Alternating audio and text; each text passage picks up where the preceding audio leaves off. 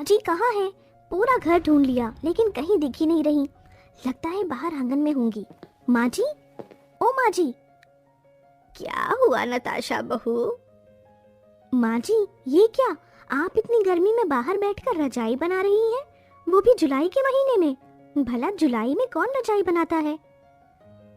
बहू, तू तो जानती है कि ठंड में रजाई की बिक्री कितनी ज्यादा बढ़ जाती है, तो सोचा गर्मी से ही बनाना शुरू कर दूं, वरना आखिरी समय पर इतनी सारी रजाइयों के ऑर्डर आ जाते हैं कि एक साथ इतनी सारी रजाइयां बनाना भारी पड़ जाता है। ठीक है, आप चाय पीजिए, मैं जब तक शाम के खाने की तैयारी कर देती हूँ। आज खाना बनाने की कोई जरूरत नहीं है। देखो मैं हम सबके लिए क्या लेकर आया हूँ। अरे, आज इतनी जल्दी आ गए? वो मैंने राजेंद्र साहब के परिवार के लिए जो रजाई बनाई थी ना, उन्हें वो बहुत ज़्यादा पसंद आई, जिस वजह से उन्होंने मुझे थोड़े पैसे दे दिए। इसलिए मैं आते हुए आज बाहर से खाना लेकर आ गया हूँ। मुकेश की बात सुन नताशा और सीमा दोनों खुश होती हैं, जिसके बाद सभी लोग अंदर जाकर खाना खाते हैं। नताशा अपने पति मुकेश और सास सीमा के साथ एक छोटे से घर में रहती थी। मुकेश सर्दियों में बाजारों में रजाई बेचने का काम करता था, वहीं मुकेश की माँ सीमा रजाई बनाती थी। कहने को तो नताशा का परिवार गरीब था, लेकिन फिर भी सब लोग 2 वक्त की रोटी चैन से खा लेते थे। ऐसे ही समय गुजरता है और धीरे धीरे ठंड का मौसम शुरू होने लगता है। माँ, आज मुझे आने में थोड़ी देर हो जाएगी। ठंड का मौसम शुरू हो चुका है, तो अब हम लोग धीरे धीरे रजाइयाँ खरीदना शुरू कर रहे हैं। मुकेश रोज की तरह रजाई बेचता है और अंधेरा होने से पहले अपने घर की तरफ निकल जाता है।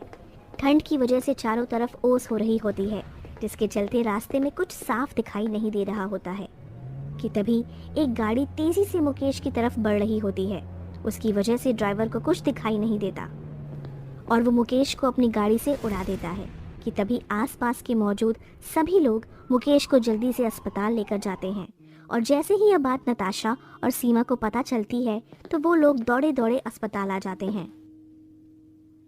डॉक्टर साहब, मेरे पति कैसे हैं?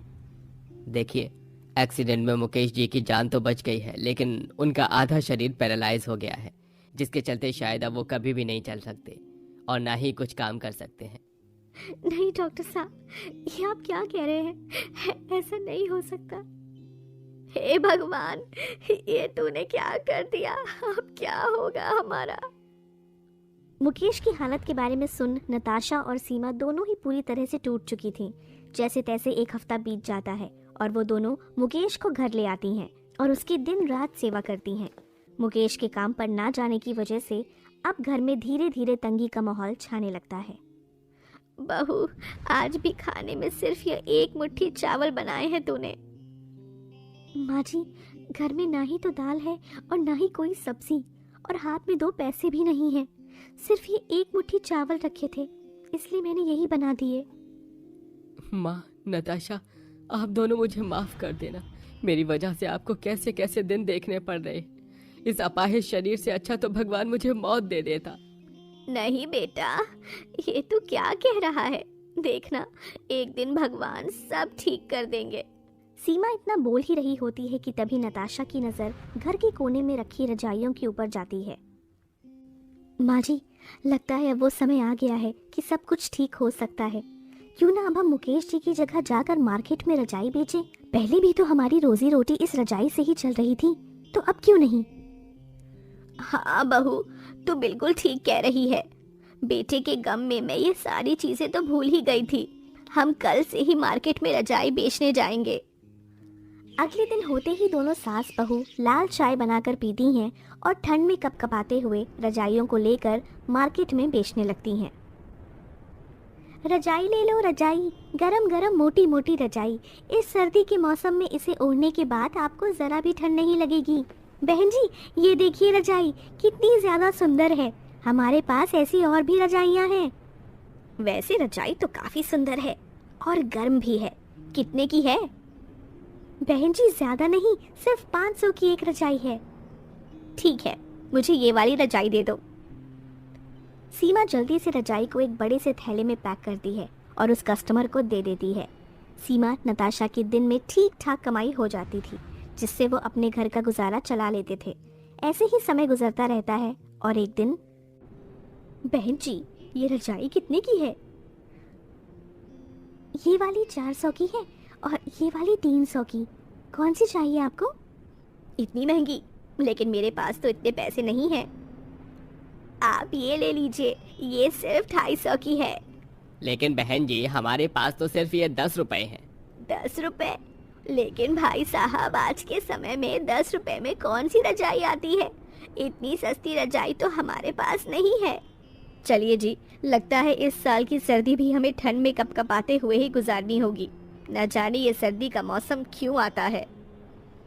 इतना कहकर वो कस्टमर अपने पति के साथ ठंड में कपकपाते हुए जाने लगती हैं, जिसे देख नताशा उन्हें रोक लेती है। आप ये रजाई 10 रुपए में ही ले जाइए। माँ जी, हमारे पास तो भगवान का दिया इतना है कि हम लोग इस ठंड से बच सकते हैं और 2 वक्त की रोटी खा सकते हैं, लेकिन ज़रा उनकी हालत तो देखिए। तू बिल्कुल ठीक कह रही है। आप ये रजाई 10 रुपए में ले जा सकते हैं। आज तक तो सिर्फ सुना था कि भगवान इंसानी रूप में गरीबों की मदद करते हैं, लेकिन आज तो साक्षात देख लिया। बहन जी, आप दोनों का बहुत बहुत धन्यवाद। इतना कहकर वो दोनों पति पत्नी आंखों में खुशी के आंसू लिए 10 रुपए में ही रजाई लेकर चले जाते हैं। जिसके बाद अब नताशा और सीमा अक्सर हर गरीब और ज़रूरतमंद को सिर्फ 10 रुपए में ही रजाई बेचा करते थे। सीमा और नताशा को गरीबों को 10 रुपए में रजाई बेचता देख अक्सर उनकी दुकान के सामने से बड़ी सी गाड़ी से गुजरने वाला एक आदमी देखा करता था। ऐसे ही समय गुजरता रहता है और अब सीमा नताशा गर्मी के मौसम में मिलकर रजाई बनाती और ठंड के मौसम में उन्हें बेचा करती। माँ जी, इस बार तो सर्दियों का मौसम जल्दी शुरू हो गया। ये तो अच्छा हुआ कि गर्मियों में रजाई बनाने की वजह से हमारे पास बहुत सारी रजाइयाँ हैं। ये तो बस तेरी वजह से हो पाया है बहू। अगर तू मुझे रजाई बेचने के बारे में नहीं बताती तो मैं तो मुकेश की चिंता में ही डूबी रहती। और जब से तूने गरीबों को सिर्फ 10 रुपए में रजाई देने की सोची है, तब से ही लगता है भगवान की कृपा बस हम पर बरस रही है। अब तो मुझे लगता है कि शायद मुकेश कुछ समय में ही ठीक हो जाएगा। देखा नहीं, कल उसके पैर थोड़े हिल रहे थे। सास बहू आपस में बात कर ही रहे होते हैं कि तभी उनकी दुकान पर कस्टमर आने शुरू हो जाते हैं। बहन जी, ये लीजिए 10 रुपए और हमें 10 रुपए में रजाई दे दीजिए। ठीक है भाई साहब, ये लीजिए। आपने हम गरीबों को 10 रुपए में रजाई देकर हम गरीबों का तो भला कर दिया है। जो अमीर अमीर लोग नहीं कर पाए वो आपने कर दिया। आपकी वजह से अब हमें इस ठंड में कपकपाते हुए अपनी रातें नहीं गुजारनी पड़ती। भगवान करे आपके परिवार पर उनका आशीर्वाद सदा बना रहे।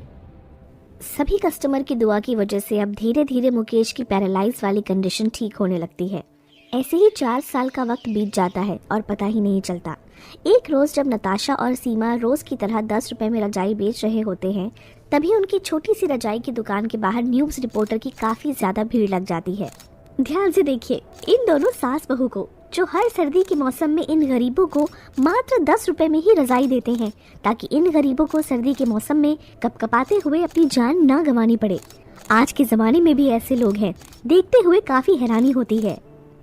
नताशा और सीमा को कुछ समझ आए इससे पहले उन रिपोर्टर की भीड़ को चीरता हुआ एक ड्राइवर उनके पास आता है। जी, मेरा नाम लखन है। आप जल्दी से मेरे साथ चलिए, मुझे आपको किसी से मिलवाना है। इतना कहकर वो ड्राइवर जल्दी से सीमा और नताशा को गाड़ी में बिठाता है और उन्हें एक बहुत बड़ी कंपनी के बाहर उतारता है। जिसके बाद सीमा और नताशा दोनों उस कंपनी के अंदर जाती हैं और वहाँ पर जाकर वो उस आदमी से मिलती हैं, जो आदमी उन्हें अक्सर अपनी गाड़ी में जाते हुए 10 रुपए में रजाई बेचते हुए देखा करता था। ये वही आदमी था जिसने इन दोनों सास बहू की वीडियो बनाकर सोशल मीडिया पर पोस्ट की थी। जी, मेरा नाम अमित है। आज से 3 साल पहले मैंने आप दोनों सास बहू को सिर्फ 10 रुपए में लोगों को रजाई बेचता हुआ देखा था। मैं 3 सालों में अक्सर कई बार आपकी दुकान के बाहर से गुजरा हूँ और लोगों को 10 रुपए में रजाई लेता हुआ देखता हूँ। मैं एक समाज सेवक हूँ और लोगों की सेवा करना ही मेरा कर्तव्य और काम है। आप दोनों सास बहू की वीडियो सोशल मीडिया पर काफ़ी ज़्यादा चर्चा में है। सरकार ने आपकी इस दरिया दिली को देखकर आप दोनों को पूरे 10 लाख रुपए देने का फैसला किया है। इस 10 लाख रुपए की मदद से अब आप और भी रजाइयाँ बना सकती हैं और लोगों की मदद कर सकती हैं। अमित की बात सुन सीमा और नताशा की आंखों में खुशी के आंसू आ जाते हैं। जिसके बाद अब दोनों सास बहू एक छोटे से घर से निकलकर एक बड़े से घर में रहती हैं और वहीं अपने साथ लोगों को मिलाकर काफ़ी ज़्यादा मात्रा में रजाइयाँ बनवाती हैं और गरीबों को मात्र 10 रुपए में ही बेचती हैं, जिससे कुछ ही दिनों में नताशा और सीमा देश के कई शहरों में फेमस हो जाती हैं।